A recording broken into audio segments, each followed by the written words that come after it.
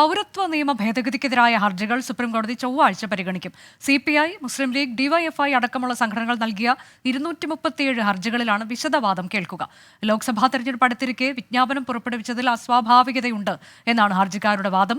നിയമം സ്റ്റേ ചെയ്യണമെന്നാവശ്യപ്പെടാൻ ഹർജിക്കാർക്ക് അവകാശമില്ലെന്നും എന്നാൽ വാദം കേൾക്കുന്നതിൽ എതിർപ്പില്ലെന്നും കേന്ദ്രം കോടതിയെ അറിയിച്ചു.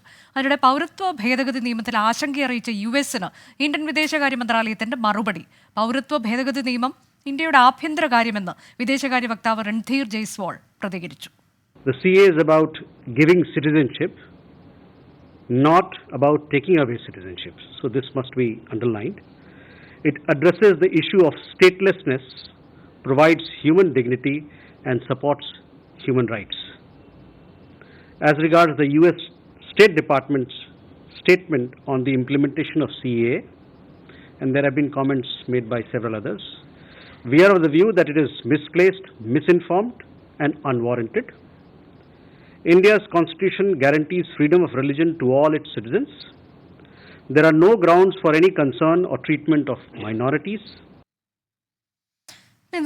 വിശദാംശങ്ങളുമായി ഇന്നിപ്പോൾ കോടതിയിൽ ഇത് അടിയന്തരമായി തന്നെ പരിഗണിക്കണമെന്നുള്ളതാണല്ലോ ഹർജിക്കാരുടെ ആവശ്യം. അപ്പോൾ അത് വിശദമായി വാദം കേൾക്കുന്നതിൽ എതിർപ്പില്ല എന്ന് കേന്ദ്രം പറയുന്നു. എന്നാൽ അത് സ്റ്റേ ചെയ്യണമെന്ന് പറയാൻ ഹർജിക്കാർക്ക് അവകാശമില്ല എന്ന് കൂടിയുള്ളതാണ് കേന്ദ്രത്തിന്റെ വാദം. പക്ഷേ ഈ കേസ് കോടതിയിൽ നിലനിൽക്കുകയാണ് എന്ന് നമുക്കറിയുകയും ചെയ്യാം. അപ്പോൾ കോടതിയുടെ ഭാഗത്തു നിന്ന് ഇതിൽ വരാൻ പോകുന്നത് എന്ത് എന്നത് വളരെ പ്രധാനപ്പെട്ടതാവുകയല്ലേ? ചൊവ്വാഴ്ച നമ്മൾ അതല്ലേ കാണാൻ പോകുന്നത്?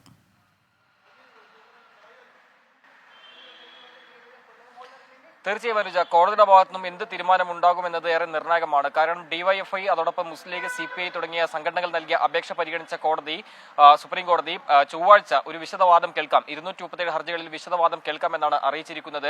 പ്രധാനമായും ഉന്നയിച്ച മുസ്ലിം ലീഗിന് വേണ്ടി ഹാജരായ മുതിർന്ന അഭിഭാഷകൻ കപിൽ സിബൽ ഉന്നയിച്ച ആവശ്യം, ഒരു പ്രാവശ്യം പൗരത്വം നൽകിയാൽ, പൗരത്വ ഭേദഗതി നിയമത്തിന്റെ അടിസ്ഥാനത്തിൽ പൗരത്വം നൽകിയാൽ അത് തിരിച്ചെടുക്കാൻ പ്രയാസമാണ്. അതുകൊണ്ട് ആ ഒരു സാഹചര്യത്തിൽ എത്രയും പെട്ടെന്ന് അടിയന്തരമായി തന്നെ ഈ ഹർജികളിൽ വാദം കേൾക്കണമെന്നൊരു ആവശ്യമാണ് മുന്നോട്ട് വെച്ചത്. അതോടൊപ്പം തന്നെ 4 വർഷം മുൻപ് ഈ ഒരു സ്റ്റേ ചെയ്യണമെന്നൊരു ആവശ്യം മുന്നോട്ട് വെച്ചപ്പോൾ ചട്ടങ്ങൾ ഭേദഗതി ചെയ്യാത്തൊരു പശ്ചാത്തലത്തിൽ, അല്ലെങ്കിൽ ചട്ടങ്ങൾ വിജ്ഞാപനം ചെയ്യാത്തൊരു പശ്ചാത്തലത്തിൽ സ്റ്റേ ചെയ്യാൻ കഴിയില്ലെന്നായിരുന്നു അന്ന് മുന്നോട്ട് വെച്ച വാദം. എന്നാൽ ഇപ്പോഴത്തെ സാഹചര്യത്തിൽ തെരഞ്ഞെടുപ്പടുത്തിരിക്കെ ചട്ടങ്ങൾ വിജ്ഞാപനം ചെയ്തിരിക്കുന്നു. ആ ഒരു പശ്ചാത്തലത്തിൽ അടിയന്തരമായി തന്നെ ഈ ഹർജിയിൽ വാദം കേൾക്കുന്ന ഒരു ആവശ്യമാണ് മുന്നോട്ട് വെച്ചിരിക്കുന്നത്.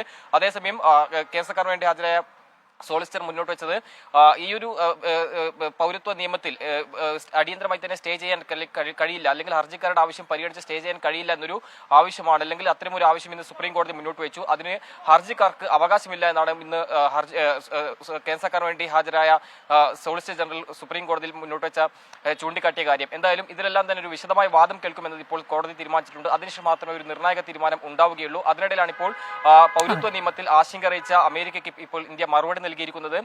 അമേരിക്കയുടേത് ഈ ഒരു പ്രതികരണം ഇന്ത്യയുടെ ആഭ്യന്തര കാര്യമാണ്, അതിൽ അമേരിക്ക ഇടപെടേണ്ടതില്ല എന്ന നിലപാടാണ് ഇന്ത്യ സ്വീകരിച്ചിരിക്കുന്നത്. സ്വാഭാവികമായിട്ടും അമേരിക്ക ഉന്നയിച്ച ആശങ്കയ്ക്ക് തന്നെയാണ് ഈ മറുപടി എന്ന് ഈ ഒരു വിദേശകാര്യ മന്ത്രാലയത്തിന്റെ പ്രതികരണത്തിൽ വ്യക്തമാകുന്നുണ്ട്. മാത്രമല്ല ഈ നിയമം അത് ഭരണഘടനാ വിരുദ്ധമല്ല, മാത്രമല്ല ന്യൂനപക്ഷങ്ങൾക്ക് ഒരു തരത്തിൽ പോലും ഇത് ബാധിക്കുന്ന ഒരു വിഷയമല്ല. ഇന്ത്യൻ ഭരണഘടനയ്ക്കും എല്ലാ പൗരന്മാർക്കും മതസ്വാതന്ത്ര്യം ഉറപ്പു നൽകുന്നു എന്ന് തന്നെയാണ് ഇന്നിപ്പോൾ വിദേശകാര്യ മന്ത്രാലയം ഇതിൽ അറിയിച്ചിരിക്കുന്നത്. ശരി, പൗരത്വ നിയമ ഭേദഗതിയുമായി ബന്ധപ്പെട്ട് ഇന്ന് കോടതിയിൽ സംഭവിച്ചതെന്ത്, ഒപ്പം ഈ വിഷയത്തിൽ അമേരിക്കയ്ക്ക് മറുപടി നൽകുന്നു. ഇതിൽ ആശങ്കയറിയിച്ച വിദേശ രാജ്യങ്ങൾക്കുൾപ്പെടെ മറുപടി നൽകുകയാണ് ഇന്ത്യ. ഇത് ഇന്ത്യയുടെ ആഭ്യന്തര കാര്യമാണ്. പൗരത്വം നിഷേധിക്കുകയല്ല, നൽകുകയാണ് ഈ നിയമ ഭേദഗതിയിലൂടെ ചെയ്യുന്നത് എന്നതാണ് വിശദീകരണം.